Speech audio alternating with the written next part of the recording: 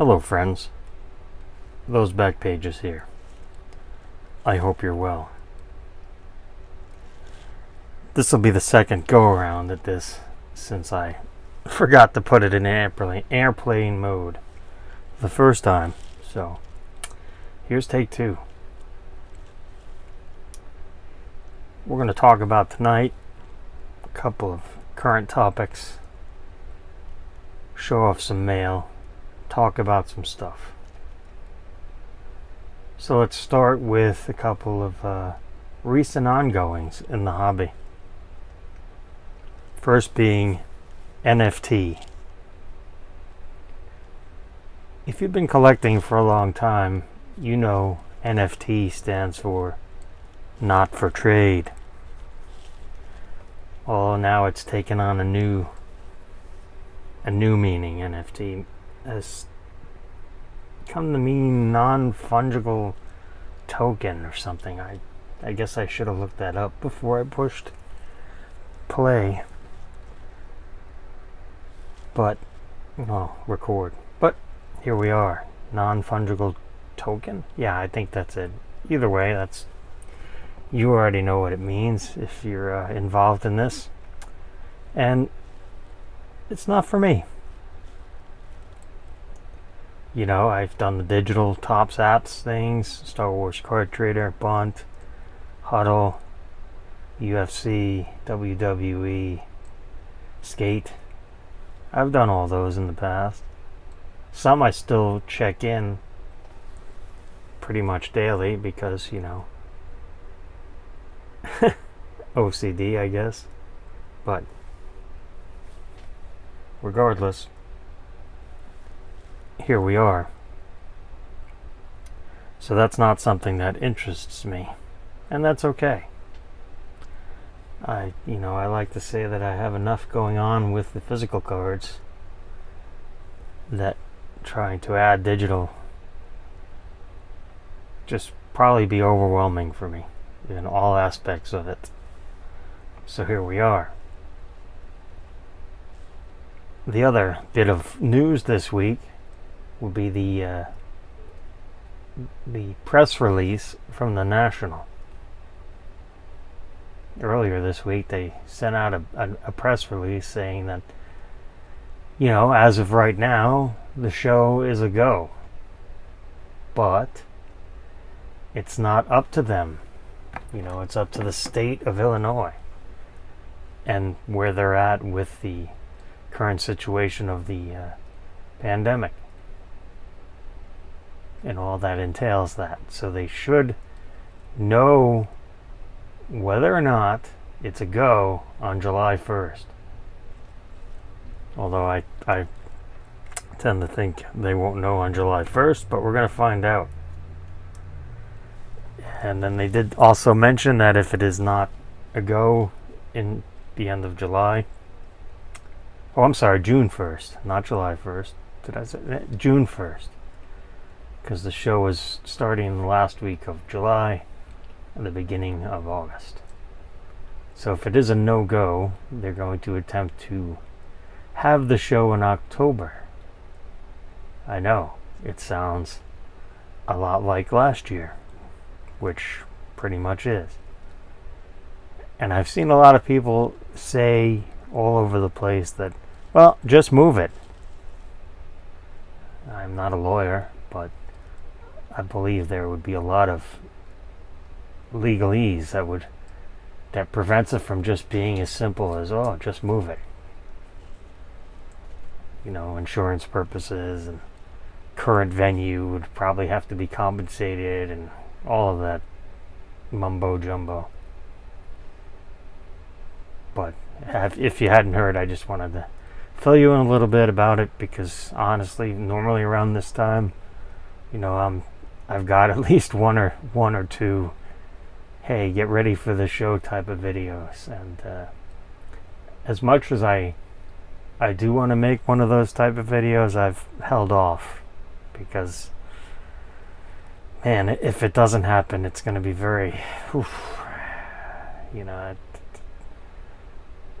that's you know, as pathetic as it might sound, that's the one thing I look forward to every year is the National. Getting to see everybody, family reunion, getting to be, you know, in my element with the cards, and you know, especially as I'm trying to, as I always tell you guys, focus, focus, focus. So easy to say, so difficult to actually do. And so that's a nice segue, Eric, into the mail here. And I've been trying to, let's see, everything I'm going to show off, I think. Yeah, there's a theme here, except the first card, but I'll talk more about that in a minute. So I've been trying to go the quality over quantity route, and it hasn't been easy because it involves a lot of what I'm really difficult at, and that's waiting for cards to show up that I want to purchase. Now obviously no collection is ever complete, so there's always going to be something to purchase, but trying to stay focused and purchase numbered cards, ideally shiny, but numbered cards for the most part. Obviously there are other cards as well, but numbered cards that are, I wouldn't say readily available, but not super easy, not super difficult. Read into that, not super expensive, because everybody has their own hobby budget. So the first card I'm going to show off is what the heck, I'll just say it. The first card I'm going to show off is not numbered, and then the rest of the cards I'm going to show off are numbered to various numbers. Print runs. So the first card is, and again, this is just a really, really good looking baseball card. I don't, honestly, not to offend anyone, but I don't care what you think about Barry Bonds and his, you know, whatever he elected to put or not put in his body, but this right here is a great looking baseball card. This is his 2006 Topps Chrome in a BGS 8, because the centering is not so hot, and that's a common problem with this card. And I went ahead and decided to go with the 8 over a raw, which pretty much the same price. And actually, I think the last raw actually went for more than this 8 went for, and the centering was the same. But you can see the etching right there in the jersey, pant leg right there. Super shiny card, not numbered, as I mentioned, and this is from 2006, so this is 15 years old. And you can see their Giants lighting up. Just a great looking baseball card. So very happy to add that to the collection. He was in 2007 Topps, but he was not in 2007 Topps Chrome. And his 2007 Topps card itself has no parallels, because he was, at the time, he was like almost like an independent contractor, and his license with Topps that he had signed individually had run out by the time before the deadline for 2007 Series 1. So they wound up putting him in 2007 Series 2 as card 661, so an additional card in Series 2, and there are no parallels. So, it gets spotty with with what I'm doing now with last flagship card. So technically this is not his last flagship Chrome. Well, this is his last flagship Chrome, but he has a 2007 flagship paper. This is his last Topps Chrome card. parallel of that card. Let's see, next up, let's try to mix it up. I got in a couple of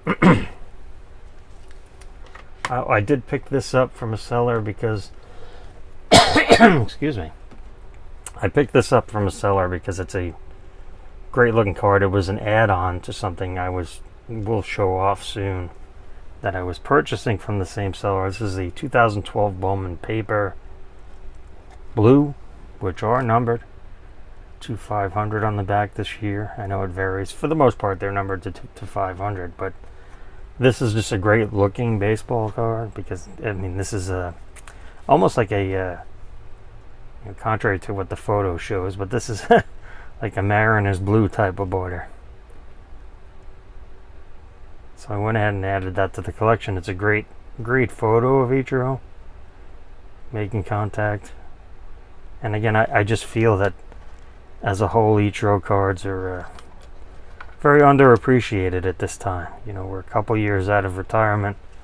We're a couple years away from the Hall of Fame hype that he will inevitably get, well deserved. So I went ahead and picked up a couple of other last Topps Chrome blue refractor of David Ortiz. These are numbered to 150 on the back. Not a particularly big fan of this photo. I'm not a big horizontal photo for modern cards type of collector, and I personally think that I'd have to really sit down and give it some serious thought, but I think that 2017 is the absolute worst design that Topps has ever made in their 70 years of making flagship cards. The triangles just suck, and it's just, even look at it's sucking the life out of this card. I mean, they're not the blue here, the blue on the border on the bottom.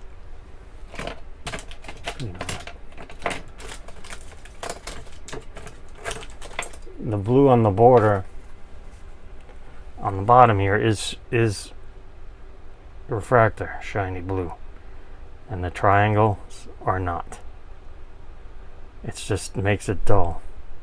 I mean, look at the bottom and then look at that. Just a bad job by Topps. And then here's the Alex Rodriguez 2016 Topps Chrome Blue. This is also not a particularly good design in my opinion, but it's better than the 17. This is 16. I mean, obviously, well, at least this part is shiny, so that's good.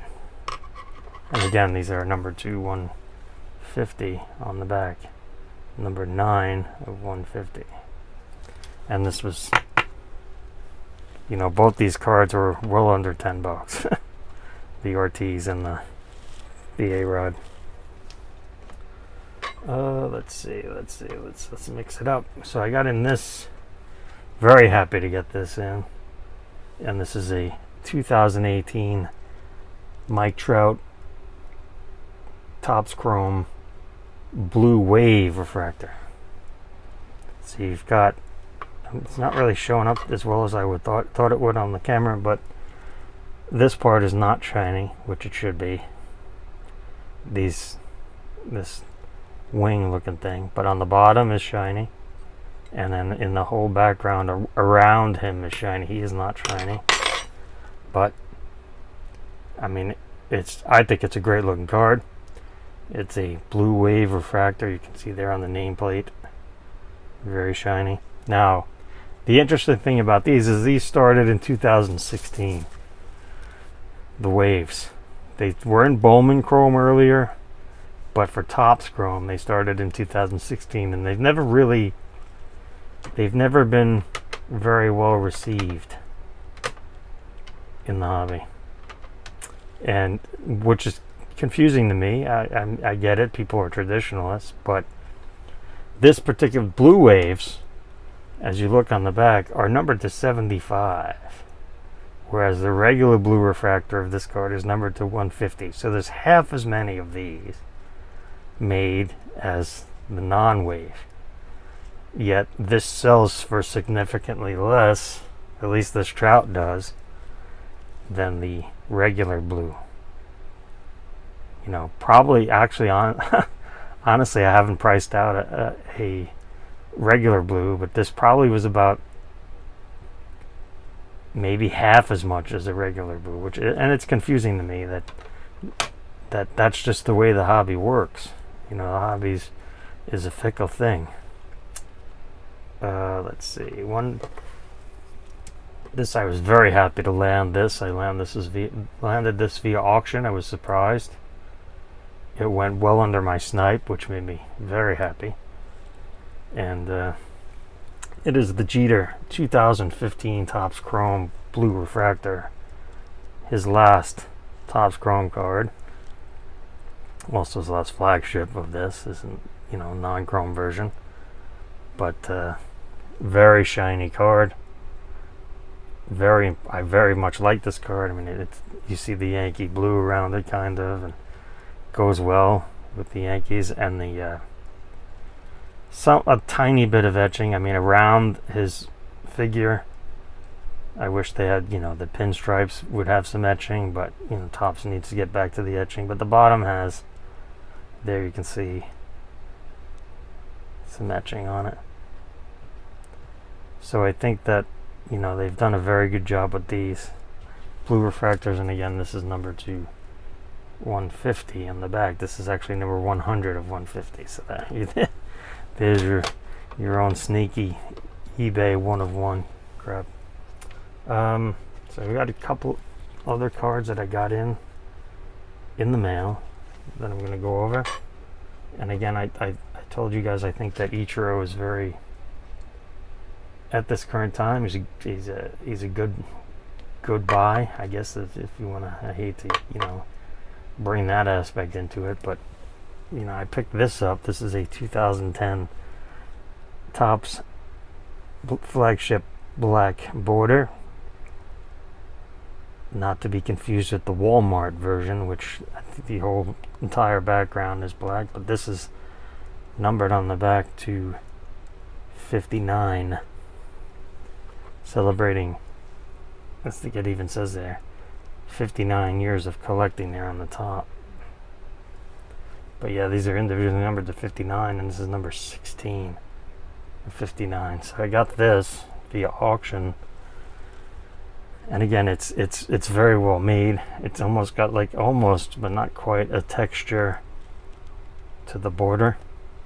Very hard to describe on video, but this was for the price of a blaster. I was able to pick that up via auction. I was very surprised to win that at a very good price. They're not easy to locate, and again, that particular card is 11 years old, so that only makes it more difficult.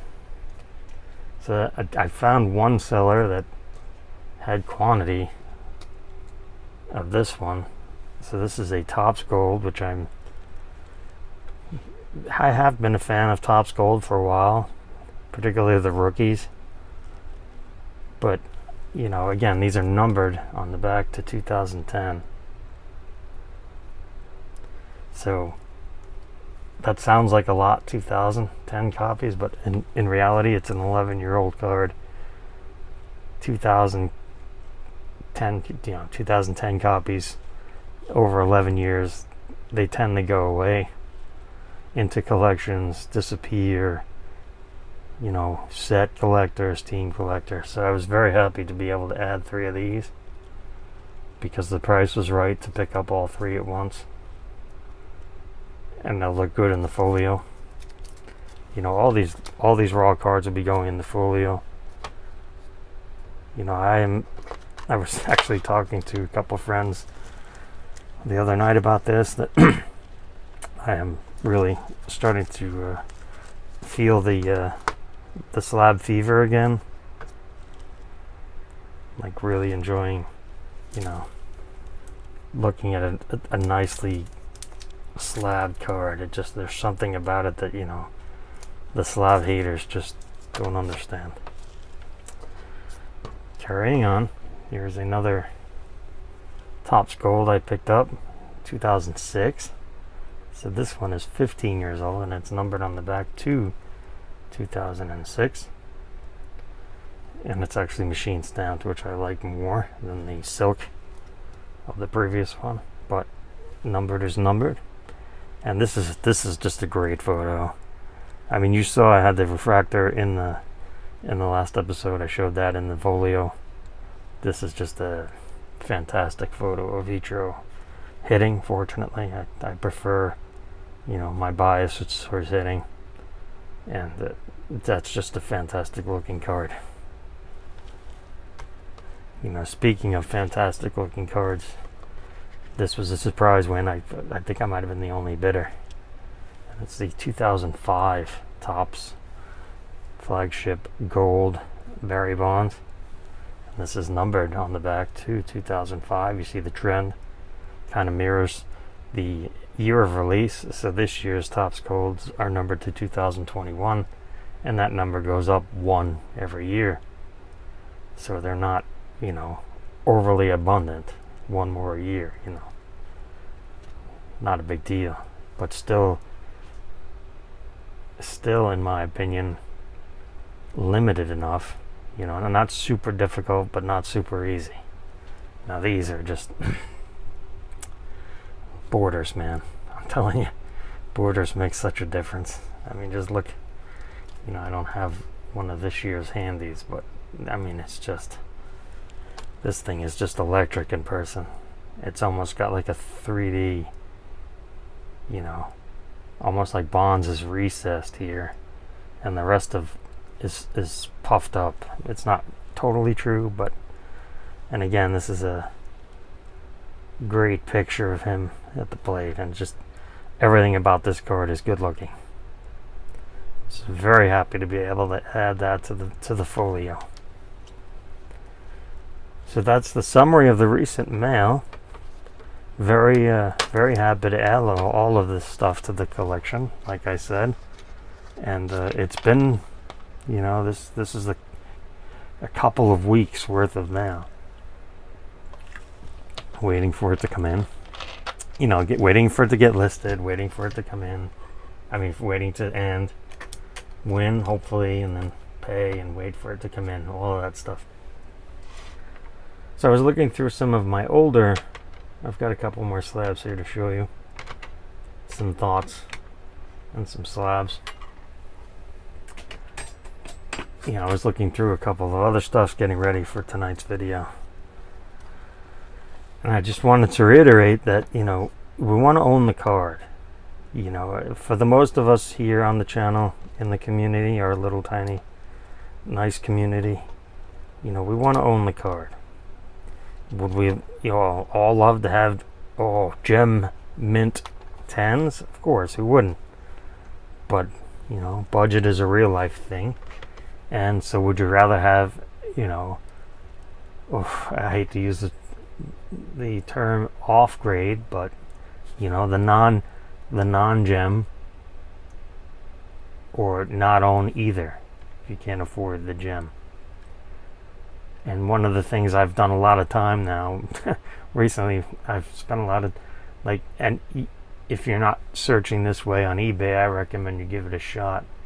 Put in your player, put in whatever your grading company of choice. I prefer PSA.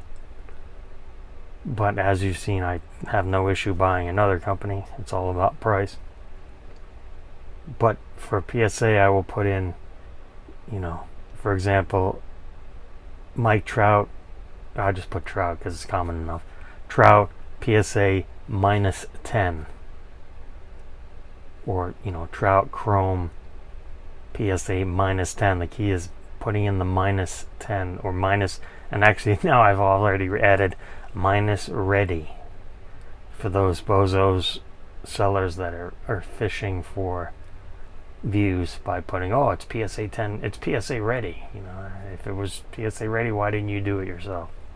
Anyway, so you want to use the sign grade game to your advantage.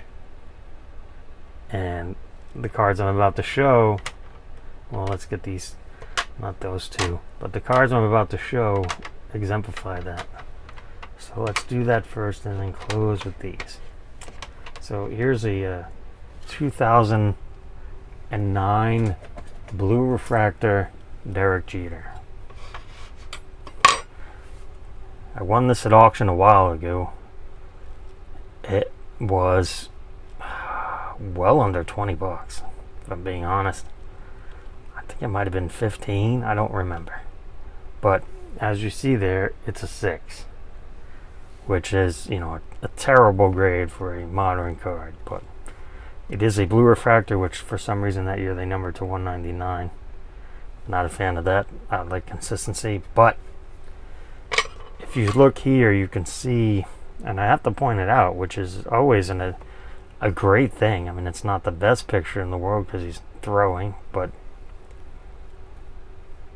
you see here, I don't know if there, that'll pick it up. That even looks better on the camera than in more defined on the camera than in person. But whatever this rolling mark is here, that runs right there on the surface, so that is responsible for the assigned grade of 6. So without that, whatever that defect is, this is probably a 10, if I'm being honest. The centering is real good. The corner's a little rough. This corner's a little rough here. But again, it's a blue refractor numbered to 199 of Derek Jeter. So I was able to add that to the collection for a sliver of the price it would have cost if not for that rolling mark. And if I'm being completely honest, if not for that rolling mark, I wouldn't own it. And that these same types of rules apply to these next two cards. Here's a, and again, I've shown all of these, the remainder of these cards off before, but here's a 2019 Juan Soto Orange Wave Refractor. And again, it's a wave, so it gets a strike against it, but these are also numbered to 25 like the regular refractor oranges are. Now this, and again, I'll have to point it out to you, this has a, I don't even know if it'll show up. There it is. A little thumbnail or nail divot in the card. Like if you grab the card, oh, it's falling, and you grab it like that, and you made an indentation with your nail. That's what's right here. I think the light is picking it up. There it is. See the left of the, yeah, there it is. But so again, because of that, I was able to get this for 56 bucks. This was a while ago, and actually was from ComC. I went ahead and hit the buy it now on eBay, so I didn't have to bother with the website. But it's just a really, you know, and that's just a really, really good looking card. I mean, I know it's horizontal, but it's got the rookie cup and it's orange wave. But because it was a 6, it was frowned upon. But there's only 25 copies. Here's another Soto from 2019 Gypsy Queen. This is the red parallel. It's a PSA 7. You know, I can't remember. I looked it over. I thought it was graded accurately. But for the price of a blaster and a half, I own this red bordered Juan Soto first Gypsy Queen card. He was not in Gypsy Queen in 2018. Not that that should mean anything, but it kind of does. Red bordered to match the Nationals, and number 1 of 10 on the back. So this is a parallel that's numbered to 10 that I was able to pick up for 30 bucks because it's only a 7. Well, there's 9 more out there. Not that I'm actively searching for them, but it was, that would not be in a 9, even in, honestly, if it was a PSA 9, I won that I won it at best offer. But even if that was a PSA 9, I don't think I would have ponied up for what it was required to have purchased it. But since it was a 7, hey, why not? So the next 3 cards are not. Here's a 2020 Green Wave Refractor Juan Soto. It's a PSA 9. It's accurately graded. Was not a steal because it's the, and this was purchased probably a year or so ago, when obviously it was affordable, when 9s were still affordable, when 9s were still frowned upon. Actually, all of the other ones, the rest of these were purchased when it was still, 9s were still frowned upon in the hobby. But this is numbered to 99. Just like the regular green refractors are numbered to 99.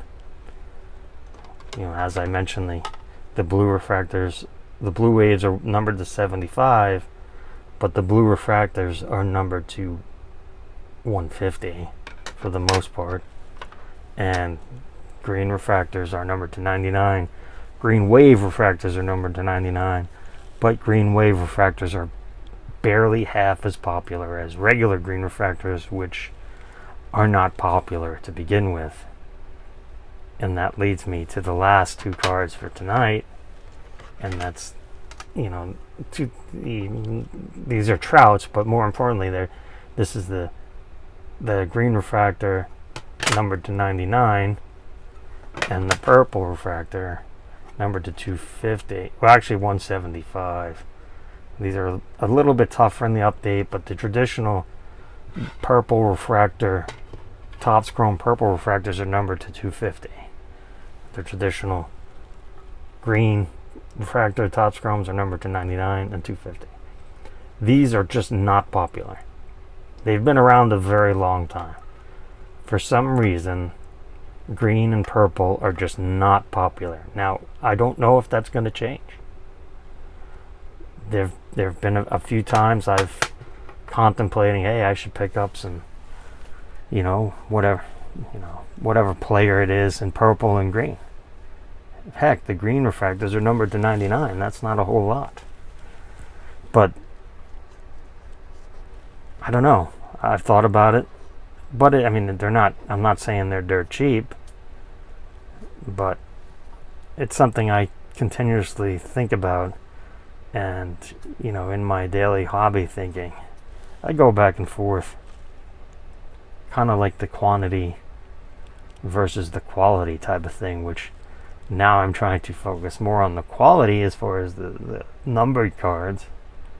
And I'm not finding a whole lot. I'm finding some because, again, it's all about the hobby budget, so I don't want 10s, essentially, because I certainly don't want to pay the 10 tax for them. I just upwards of 5-10 times as much for a 10 versus a 9. No thank you. So I hope you enjoyed tonight's episode. I hope you're having a good time, and no matter what how you're involving yourself in this lovely hobby of ours. And I just wanted to thank you again for your time, and hope that you stay safe and be kind.